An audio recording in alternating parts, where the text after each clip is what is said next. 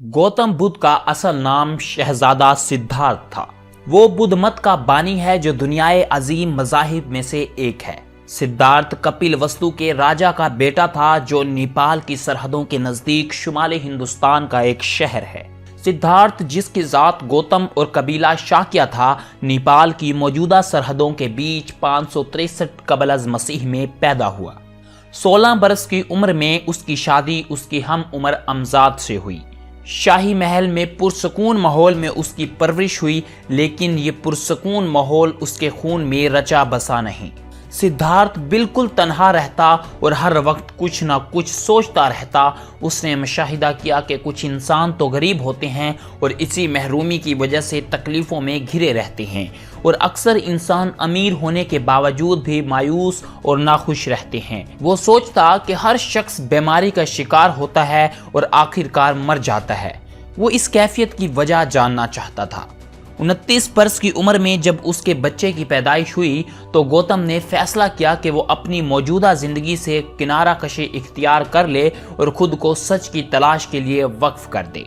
वो अपने बच्चे, अपनी बीवी और तमाम दुनियावी आसाइशात को छोड़कर महल से रवाना हो गया। ऐसे में वो एक मुफलिस योगी बन गया। कुछ अरसा उसने उस दौर के मशहूर योगी से इल्म हासिल किया, और इस इल्म हासिल हो जाने के बाद उसने इंसान के गैर इत्मीनान बख्श मसाइल के हल वज़ा किए। ये ख्याल आम है कि इंतहा दर्जे का जहन सच के रास्ते को हमवार करता है। कई साल वो मुसलसल फाका कशी और खुद अजियती के मराहिल से गुजरा, और आखिरकार उसे पता चला कि जिस्म को अजियत देने से जहन के काम करने का अमल रुक जाता है। चुनाचे उसने फिर से बाकायदा खुराक लेना शुरू की और फाका कशी को तर्क कर दिया। तन्हाई में उसने इंसानी मौजूदगी के मसाइल पर गौर किया। आखिर एक शाम जब वो इंजीर के दरख्त तले बैठा था, उसे इस चीस्तान के सभी टुकड़े बाहम यकजा होते हुए महसूस हुए।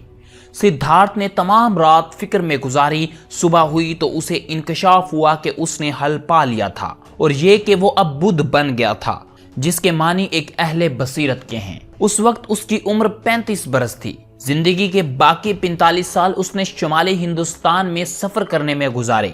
वो उन लोगों के सामने अपने ख्यालात का प्रचार करता जो उसे सुनने आते थे। सिद्धार्थ अपनी वफात तक अपने हजारों पैरोकार बना चुका था।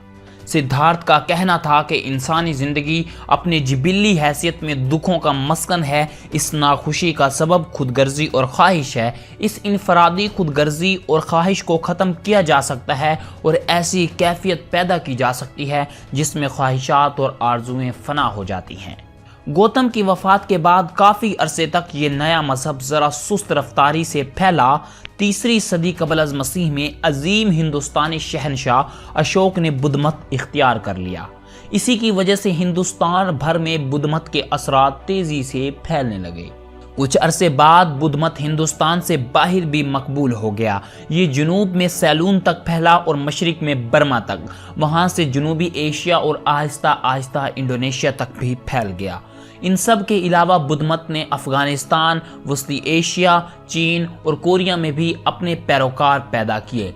लेकिन हिंदुस्तान में यह मजहब सन 500 के बाद तंजली का शिकार होने लगा, और सन 1200 तक ये सिमट कर बहुत मुख्तसर तबके तक बाकी रह गया। उम्मीद है कि आपको ये वीडियो अच्छी लगी होगी। मज़ीद वीडियोस के लिए चैनल ज़रूर सब्सक्राइब कीजिएगा। शुक्रिया।